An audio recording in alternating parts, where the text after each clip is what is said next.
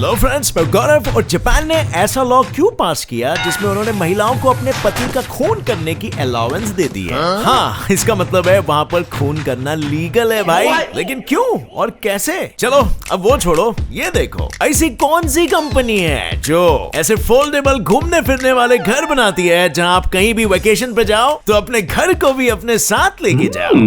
ये भी छोड़ो और जरा ये नाम सुनो,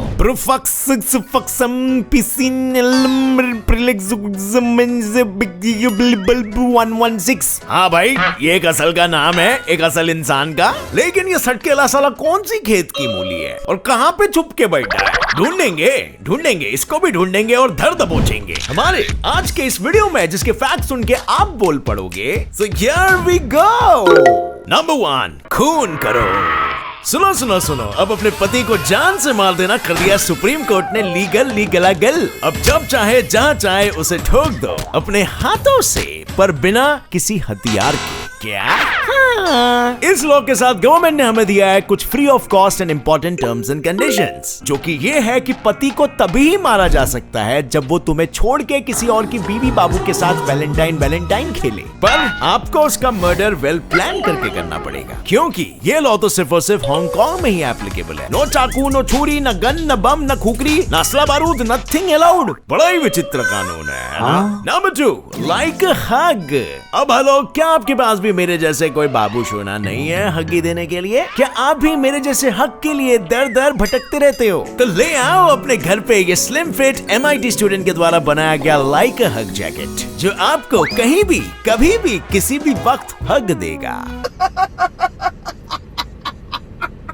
ऐसा बोलने में खराब लगता है, बट हग देगा मतलब आपको गले लगा देगा, आपको प्यार देगा। बस सिर्फ इसके सिस्टम में एक छोटी सी प्रॉब्लम है। इसका हग सिस्टम डिपेंड करता है तुम्हारे फोटो पे आने वाले लाइक्स पे। मेरा मतलब है ये जैकेट लिंक्ड होता है तुम्हारे फेसबुक से, इसीलिए जब भी आपका कोई फ्रेंड आपका पिक लाइक करे तब ये जैकेट टाइट हो जाता है, जिससे कि आपको ऐसा लगेगा कि कोई आपको हग कर रहा है। बस फिर देरी किस बात की, आज ही ले आओ घर लाइक अ हग जैकेट और बन जाओ टुरू सख्त लौंडे, जिसके चलते वो लोग कभी उस पे बिना सोचे समझे बैठ जाते हैं और धरती का सारा बोझ डाल देते हैं। और कभी कभी डेली लाइफ में ये भी होता है कि लोग सोफा पे पड़े हुए मोबाइल पे बैठ जाते हैं, और इससे सैमसंग को ये पता चला कि मोबाइल को उनकी लाइफ में काफी तनाव भरे सफर से गुजरना पड़ता है, और इसीलिए उन्होंने उनका ये तनाव दूर करने के लिए ये बड टेस्टिंग का प्रोसेस भी शुरू कर दिया। बताओ अब। नंबर 4, क्या तुम्हें पता है दुनिया के मशहूर dancer the king of pop Michael Jackson light नहीं रहे?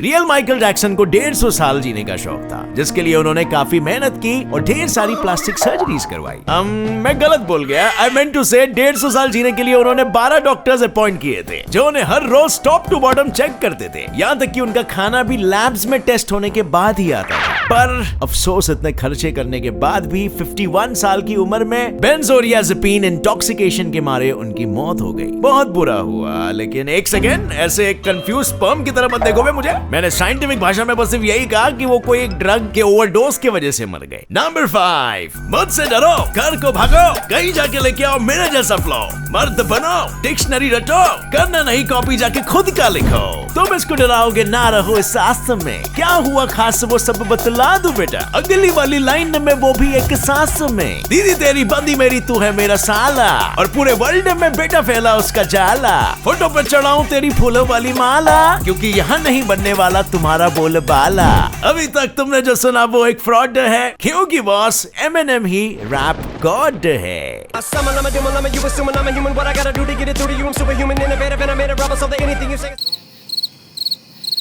और इस एक टाइटल के लिए बंदा बचपन से रात भर जाग के डिक्शनरी रटता था, ताकि उसकी वोकैबुलरी अच्छी हो और वो अच्छे से रैप्स बना सके।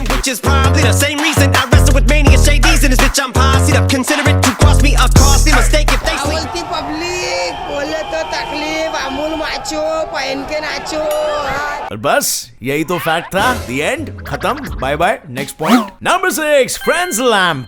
अब हेलो, आज मैं लेके आऊँ आपके लिए एक ऐसी लालटेन यानी लैंप, जो आपके लॉन्ग डिस्टेंस फ्रेंडशिप की प्रॉब्लम को हमेशा के लिए सॉल्व कर देगी। करोगे मेरे साथ फ्रेंडशिप? दोस्ती वाली फ्रेंडशिप।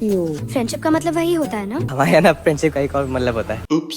अगर तुम भी तुम्हारे बेस्टी को बहुत ही ज्यादा मिस करते हो और उसे बताना चाहते हो कि दिन में कितनी बार तुम उसे याद करते हो, तो Amazon से आज ही ऑर्डर कर लो ये फ्रेंडशिप लैंप, जहां आपको मिलेगा एक जोड़ी लैंप। लेकिन ये कोई ऐसा वैसा लैंप नहीं है, क्योंकि जब भी तुम अपने लैंप को टच करोगे तुम्हारा लैंप तो ग्लो करेगा, पर साथ ही तुम्हारे फ्रेंड का लैंप भी ग्लो करेगा, जो भले ही दुनिया के किसी भी कोने में क्यों ना हो। और इससे उसे ये पता चल जाएगा कि तुमने उसे याद किया। काइंड ऑफ लाइक हम वो सोचते थे ना कि हमें हिचकी आएगी तो उसका मतलब किसी दोस्त ने हमें याद किया, तो ये बस उसी कॉन्सेप्ट के ऊपर आधारित है। और अब तुम ही सोच लो, क्या तुम्हें 6,999 रुपीज का लैंप लेना है या फिर व्हाट्सएप पे आई मिस यू कमीने वाले मैसेजेस ड्रॉप करना ज्यादा प्रेफर करोगे? Number 7, death by chocolate. क्या तुम्हें पता है डेथ बाय चॉकलेट का रियल नेम एक रियल लाइफ इंसिडेंट से पड़ा है? रियल इंसिडेंट से मेरा मतलब है किसी की मौत होने वाली थी चॉकलेट खाकर, सच में। पर किसकी, क्यों और कैसे? वेल, ये बात है हिटलर बाबू के जमाने की, जब उसने सर विंस्टन चर्चिल, जो यूके के एक फॉर्मर प्राइम मिनिस्टर थे, उनका दी एंड करने का प्लान बनाया था चॉकलेट्स की मदद से। नाजीज ने एक्सप्लोसिव मटेरियल या फिर बोल सकते हो बॉम्ब के ऊपर एक रिच डार्क चॉकलेट की लेयर चढ़ाई थी और उसमें महंगे दिखने वाले ब्लैक एंड गोल्ड पेपर से पैक कर दिया, जिससे किसी को भी कोई शक ना हो। और उस चॉकलेट का डिजाइन भी ऐसा था, जैसे ही उसे कोई ओपन करेगा वो सीधा फट जाएगा। और बस फिर क्या था, उन्होंने ब्रिटिश के सीक्रेट स्पाई एजेंट्स की मदद से वो चॉकलेट्स को वहां पर पहुंचा दिया, विंस्टन की डाइनिंग टेबल तक। पर अफसोस प्लान में आ गया एक नया ट्विस्ट। Drum roles please. इससे घंटा भी कुछ नहीं हुआ, क्योंकि विंस्टन को इस प्लान का पूरा आइडिया था, क्योंकि उसके पास भी तो सीक्रेट स्पाइस थे ना बाबा। This just makes me feel so sad for Hitler बाबू। Number 8, hello. ओ भाई, घोर कलयुग। पक्षियों को मछलियों का शिकार करते हुए देखा है, पर ये क्या, मछलियां पक्षियों का शिकार कब से करने लग गई? हाँ देवियों और उनके सजनों, सही सुन रहे हो और देख रहे हो। साउथ वेस्टर्न फ्रांस में रहने वाली कैटफिशेस किनारे पे बैठे बैठे सनबेदिंग करते करते पिजन्स का शिकार करना सीख चुकी है, जहाँ वो फुर्ती से बाहर आती है और एक झटके में पिजन्स को पानी की गहराई में ले चली जाती है। पर पिजन्स फिकर नॉट, जस्ट चिल, क्योंकि ऐसी शिकारी कैटफिशेस सिर्फ साउथ वेस्टर्न फ्रांस में ही है और कहीं नहीं है। तो बस अपने खोपड़ी में बनने वाले मैप में फ्रांस को रेड जोन मार्क कर दो और कभी वहां पर नहीं जाना। नंबर 9, बच्चे के अजीबोगरीब नाम। देखो भाई लोग, बता रहा हूँ, बच्चे का नाम विनोद रखना जायज है, पर क्या हो अगर आप अपने बच्चे का नाम ये रखो,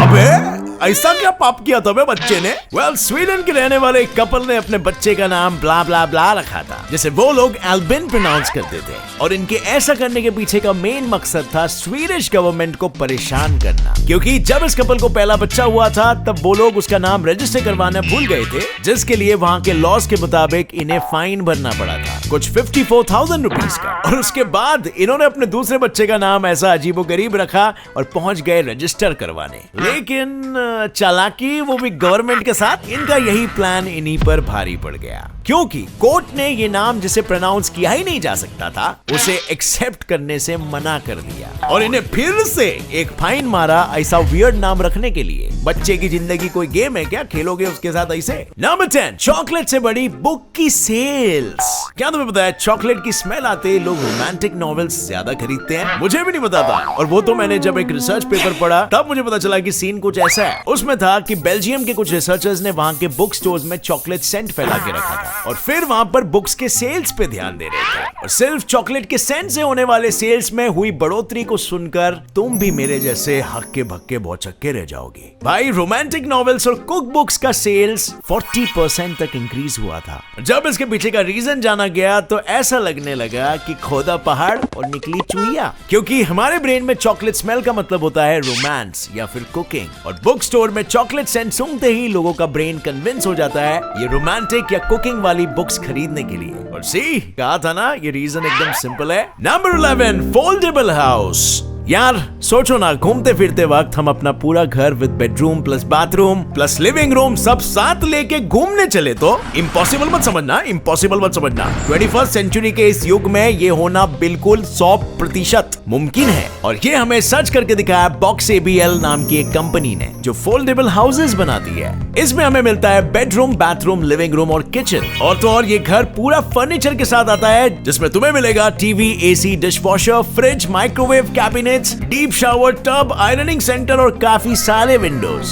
और ये इतने बड़े घर में हमें मिलती है 350 स्क्वायर फीट की जगह, जिसका कॉस्ट है सिर्फ और सिर्फ 36 लाख रुपीस। और इसकी खास बात तो मैं तुम्हें पहले ही बता चुका हूँ, ये पूरा का पूरा फोल्ड हो जाता है, जिससे फिर तुम अपने कार के पीछे बांध के लेके घूम सकते हो और जहाँ चाहो वहाँ पर खोल सकते हो। बस फिर क्या है, आज ही ले आओ बॉक्स ABL फोल्डेबल